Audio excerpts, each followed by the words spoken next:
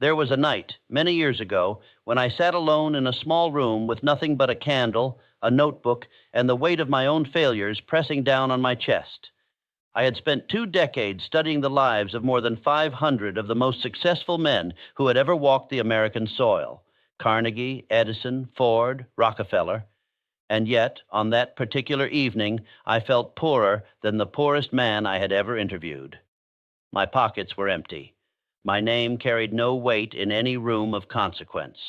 And as I stared at the small flame trembling in front of me, a single thought arrived with such force that it felt almost physical, as if someone had whispered it directly into the chambers of my mind. The thought was this: the world outside you is nothing but the echo of the world inside you. I did not know it then, but that night was the true beginning of everything I would later become.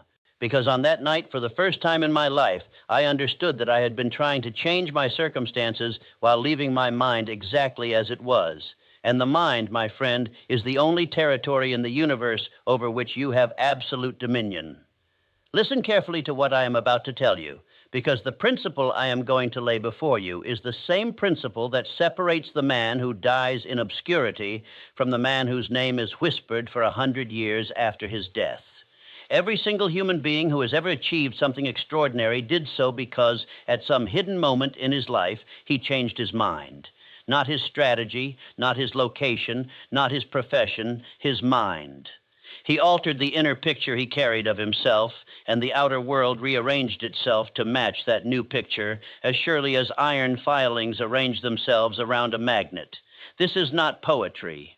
This is the most precise law of personal achievement that I was ever permitted to discover, and I discovered it not by sitting in libraries, but by walking into the offices of men who had built empires from nothing and asking them again and again the same simple question: what changed inside you before everything outside you began to change?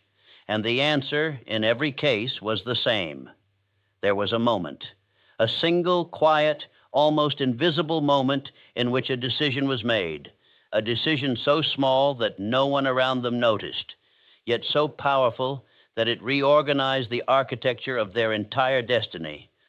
Andrew Carnegie told me once, with that calm certainty that only truly accomplished men possess, that he had become a wealthy man in his own mind long before he had earned his first significant dollar. He had walked the streets of Pittsburgh as a poor immigrant boy, and yet, in the silent theater of his imagination, he had already seen the steel mills, the partnerships, the libraries he would one day build across America. The world had not yet caught up with him, but he had already caught up with himself. And here begins the part that most people overlook for their entire lives. The mind does not attract what you want. The mind attracts what you are. There is a great and terrible difference between these two truths. And the failure to grasp this difference is the reason why millions of intelligent, hard-working, well-meaning human beings spend their entire lives chasing dreams that never arrive. They believe that desire alone is enough. They believe that if they want a thing intensely enough, the universe will deliver it to their doorstep. But desire without inner transformation is like a ship without a rudder. It moves with great fury, but it moves in circles, and it eventually exhausts itself in waters that look exactly like the waters it began in.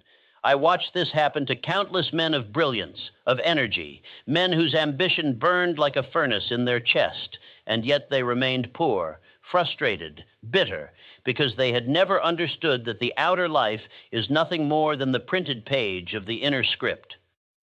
When I speak of changing your mind, I am not speaking of changing your opinions about politics or your views on the news of the day. I am speaking of something infinitely deeper. I am speaking of altering the dominant mental attitude that you carry with you from the moment you wake to the moment you sleep, that silent, almost invisible weather pattern of thought that surrounds your consciousness like an atmosphere surrounds a planet. Every man and every woman walks through life inside a private climate of their own making. Some walk inside a climate of fear, and they wonder why misfortune follows them like a shadow.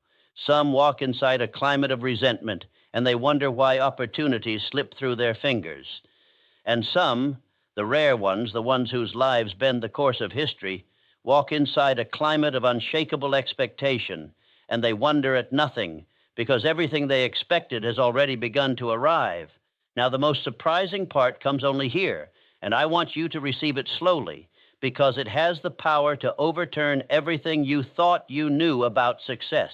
The subconscious mind, that vast and silent partner who works while you sleep, who organizes your habits, who shapes the very impressions other human beings form about you within 7 seconds of meeting you, that subconscious mind cannot tell the difference between what is real and what is vividly imagined. It cannot.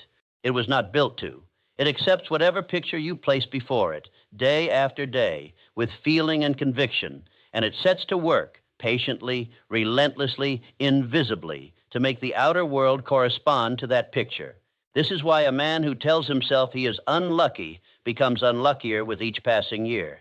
And this is why the man who learns to change his inner picture changes his outer life with a precision that looks, to the casual observer, like miracle or magic or fate.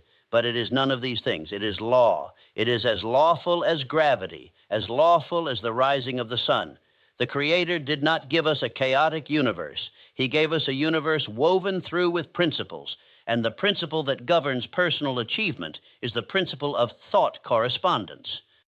What you think about most often, with the most feeling, with the most conviction, this is what you become.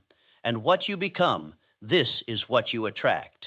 There is no escape from this law, just as there is no escape from gravity. A man may not believe in gravity, but if he steps off a cliff, gravity will not consult his beliefs before acting upon him. So it is with the law of the mind. You do not have to believe in it for it to work upon you. You only have to live, and it works. I once knew a young man who came to see me in great distress. He had been a salesman for 7 years, and despite his intelligence, his charm, his diligence, he had never risen above the most modest income. He worked harder than anyone in his company. He read every book on selling. He memorized every script, and yet his commissions remained small, his prospects remained reluctant, and his life remained a slow march of mediocrity. When I asked him to describe how he saw himself when he walked into a client's office, his answer revealed everything. He saw himself as a man who needed the sale, as a man who hoped he would not be rejected, as a man who carried in the secret cellar of his mind the conviction that he was an interruption in someone else's day. And I told him gently but without apology that until he changed that inner picture, he could memorize 1,000 scripts and the result would be the same, because the client was not buying his words. The client was buying his atmosphere. And his atmosphere was the atmosphere of a man who did not yet believe in his own value. What Hill said about this subject would unsettle most modern men if they truly understood it. The reason your life looks the way it looks is not because of the economy. It is not because of your competitors. It is not because of the family you were born into or the times you happen to inhabit. These are conditions, yes, and conditions matter. But conditions are not causes. The cause is always inward. The cause is always the dominant mental attitude that you have permitted to take root in the soil of your subconscious mind. Change the soil, and you change the harvest.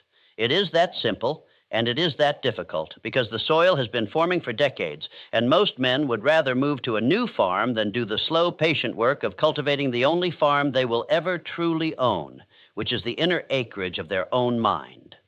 There is a method for changing this soil, and it is older than the modern world, though every generation rediscovers it as if it were new.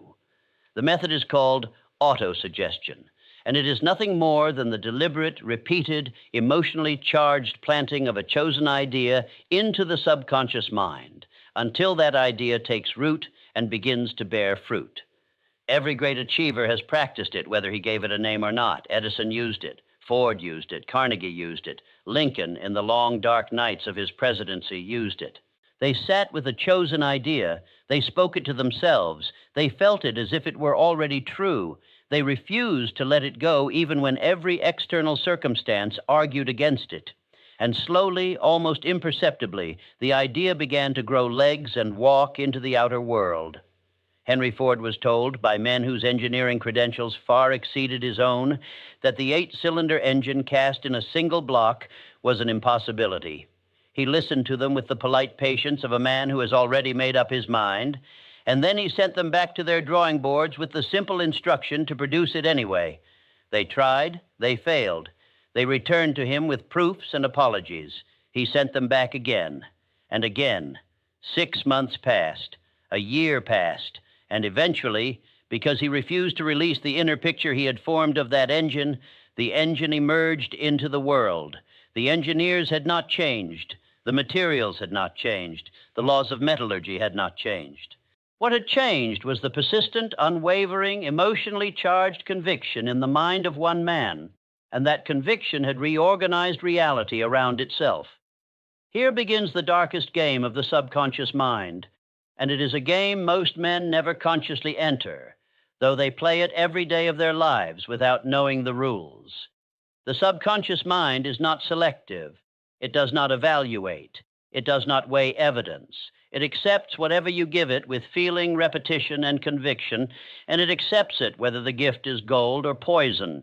This is why the man who repeats to himself day after day that he is unworthy, that he is unlucky, that he is too old, too young, too late, this man is performing an act of self-suggestion just as surely as the man who repeats to himself that he is capable, that he is becoming, that his hour is approaching. Both men are using the same law. Both men are programming the same machine. The only difference is the program. And the program determines the output with the cold mathematical fidelity of a machine that has no opinions and takes no sides. The detail most people overlook is hidden right here. The reason most men fail to change their lives is not that they are lazy or stupid or unlucky. It is that they attempt to change their lives at the level of action while leaving the level of identity untouched. They try to behave like a wealthy man without first becoming a wealthy man in their own mind. They try to behave like a confident man without first becoming a confident man in the silent theater of their imagination. And so the new behavior collides with the old identity, and the old identity always wins because the identity is the deeper layer. The identity is the operating system. The behavior is merely the application running on top of it. You cannot run new software on an old operating system and expect it to function. You must update the operating system itself. And the operating system of the human being is the dominant mental attitude, the inner conviction about who one fundamentally is. When you change that inner conviction, everything changes, not gradually, not occasionally. Everything. Your posture changes because the body cannot help but obey the mind. Your voice changes because the voice is the mind made audible. The way you enter a room changes. The way people respond to you changes because human beings at the deepest level do not respond to your words. They respond to the silent broadcast that emanates from you whether you wish it to or not.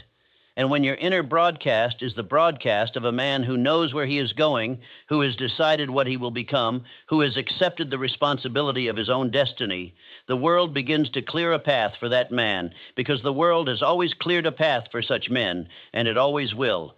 This is the meaning of what the ancients called the magnetic mind. The mind that has organized itself around a definite major purpose becomes magnetic. It draws to itself the people, the resources, the opportunities, the strokes of so-called luck that the unfocused mind never encounters. Not because these things are not available to the unfocused mind, but because the unfocused mind cannot recognize them when they appear. The unfocused mind is looking everywhere and therefore seeing nothing. The magnetic mind is looking for one thing with such concentrated intensity that the world begins to look like a vast field of clues pointing toward that one thing. This is why two men can walk down the same street on the same day, and one of them will encounter the opportunity that changes his life, while the other will encounter only traffic and noise. The street is the same. The minds are different, and the minds determine what the street becomes. What the lives of great achievers have been trying to tell us for centuries is this: the outer world is not the cause of the inner world. The outer world is the consequence of the inner world. To attempt to change one's life by manipulating only the outer circumstances is like attempting to change one's reflection by polishing the mirror. The mirror has nothing to do with it. The reflection is determined by what stands before the mirror. and what stands before the mirror of your life is your own dominant mental attitude. The silent, persistent, emotionally charged conviction about who you are, what you deserve, and what you are capable of becoming. Polish the mirror as much as you wish. Decorate it with affirmations and motivational posters. The reflection will not change until you yourself have changed. I am going to ask you a question now, and I want you to answer it honestly, even if the answer is uncomfortable. When was the last time you sat quietly, without distraction, and asked yourself what you truly desire, not what your parents desired for you, not what your society approves of, not what your fears have whittled your dreams down to? What do you desire? At the level of the soul, at the level of the silent self that watches all your days from behind your eyes. Most men cannot answer this question because most men have not asked it in years, perhaps decades, perhaps ever. And yet the answer to this question is the seed of every transformation. Without a definite major purpose, a clear, specific, emotionally charged inner picture of what you intend to become, the law of the mind has nothing to organize itself around. It is like a magnetic field with no direction. The energy is there, but it scatters in all directions, and the result is the diffuse, exhausted, going nowhere life that so many men quietly endure and call normal. The real turning point begins here, in the act of definite decision. Not the vague wish, not the casual hope, the definite decision. The inner act in which you say to yourself with the full weight of your being, "This is what I will become, this is what I will create, and I will not turn back from it." The moment that decision is made, truly made, with the kind of finality that closes all the back doors and burns all the ships, the entire inner landscape begins to reorganize itself. The subconscious mind, which had been wandering aimlessly, suddenly has its commander. The faculty of imagination, which had been entertaining idle fantasies, suddenly has a single canvas to paint upon. And the magnetic field of your mind, which had been weak and diffuse, suddenly becomes strong and directed. I will tell you a paradox now, and I want you to sit with it, because it contains the heart of the matter. The man who tries to change his life in order to feel better will fail. The man who first changes how he feels and then allows that new feeling to reshape his life will succeed. This sounds backwards to the modern ear because the modern ear has been trained to believe that feelings follow circumstances. They do not. Feelings follow attention. Attention follows decision, and circumstances eventually follow feelings. The order is reversed from what most men assume, and the reversal is the secret. You do not wait until you have the wealth to feel wealthy. You do not wait until you have the success to feel successful. You cultivate the inner state first, patiently, deliberately, with the same care a gardener gives to a young plant, and the outer conditions follow because they have no choice.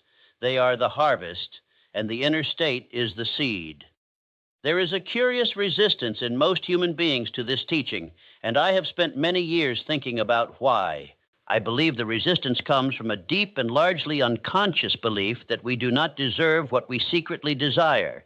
This belief is planted early, often by well-meaning adults who themselves were taught it, and it grows in the dark soil of childhood until it becomes the silent governor of adult life. The man who does not believe he deserves wealth will not allow himself to attract wealth, no matter what affirmations he repeats on the surface. The subconscious mind is not deceived by the surface declarations. It listens to the deeper conviction. And the deeper conviction in most cases is the conviction of unworthiness, the quiet, almost invisible verdict that one is not the kind of person to whom good things happen. To change your mind, in the deepest sense, is to overturn this verdict. It is to declare with the full authority of your conscious will that you are precisely the kind of person to whom good things happen, not because you have earned it through suffering, not because you have proven it through accomplishment, but because the very fact of your existence is the proof that the universe has invested something in you and is waiting for you to invest it back. When you accept this fully and without qualification, the inner barrier that has been blocking the flow of good into your life begins to dissolve. And when it dissolves, the flow begins, slowly at first, then more rapidly, then with a force that surprises even you. There are 6 ghosts that haunt nearly every human mind, and until you recognize them, you cannot evict them. The first is the fear of poverty, the silent terror that one will not have enough, will not be enough. The second is the fear of criticism, the dread of being judged, mocked, dismissed. The third is the fear of ill health. The fourth is the fear of the loss of love. The fifth is the fear of old age, which tells him that his time is running out and that it is too late to begin. And the sixth is the fear of death, which is the shadow beneath all the others. These 6 ghosts do not announce themselves. They speak in the voice of common sense, in the voice of caution, in the voice of the sensible advice of those who love you. And they govern the decisions of nearly every human being who has not learned to recognize them and refuse them passage.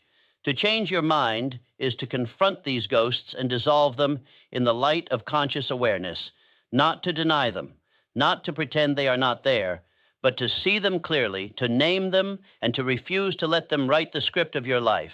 The man who has done this work walks through the world with a different gravity. He is not fearless. Fearlessness is a child's fantasy, but he is no longer governed by his fears.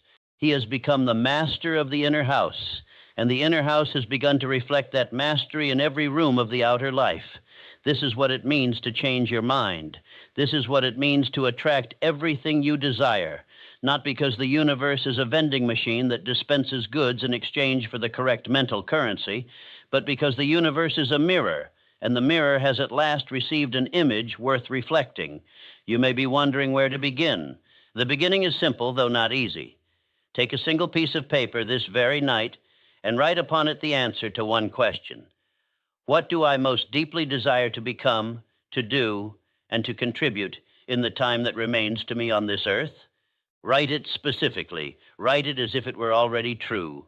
Write it with the emotional force of a man who has staked everything upon it. And then read it to yourself twice each day, once upon waking, once before sleep, with the full conviction that you are not merely reading words, but planting seeds in the only soil that will ever produce the harvest of your life. Do this for 100 days. Do not skip a day. I have given this exercise to many men over the course of many years, and I have yet to meet the man who completed it honestly and remained where he had been before he began. The final thing I will say to you is this. The world you see around you is not the world. It is the projection of a mind, your mind, onto the screen of circumstance. Change the projector, and the projection changes. Change the inner image, and the outer image follows. This is the law that the great achievers have always known, whether or not they had words for it. This is the law that built the empires, the inventions, the works of art that have shaped human history.